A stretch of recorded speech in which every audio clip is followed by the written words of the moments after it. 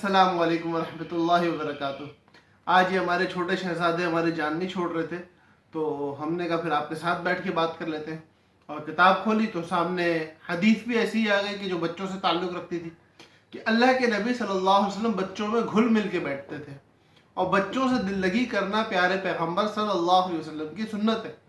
ہمارے حبیب صلی اللہ علیہ وسلم کے بارے میں حضرت انس رضی اللہ تعالیٰ عنہ اللہ کے نبی کی پرورش میں رہے تھے، تو حضرت فرماتے ہیں کہ اللہ کے نبی ہمارے پاس آگے گھل مل کے نہیں بیٹھا کرتے تھے، مگر میرے چھوٹے بھائی سے جب وہ چھوٹا تھا تو یوں کہا کرتے تھے کہ یا ابا عمیر ما فعل النغیر، یا ابا عمیر ما فعل النغیر، ان کا نام عمیر تھا، تو اے عمیر نغیر کے ساتھ کیا بنی، اے عمیر نغیر کے ساتھ کیا بنی۔ اللہ کے نبی ان کو چھیڑا کرتے تھے، اور وہ کیوں چھیڑتے تھے؟ کیونکہ جو نغیر ہے نا، نغیر یہ ایک پرندہ ہے، اور حضرت انس فرماتے ہیں کانا لہو نغیر یلعب بہ فماتا، متفق علیہ، بخاری اور مسلم کی روایت ہے۔ اس کے اندر فرمائے رہے ہیں کہ ان کے پاس ایک نغیر پرندہ تھا جس کے ساتھ یہ عمیر کھیلا کرتا تھا، پھر وہ مر گیا۔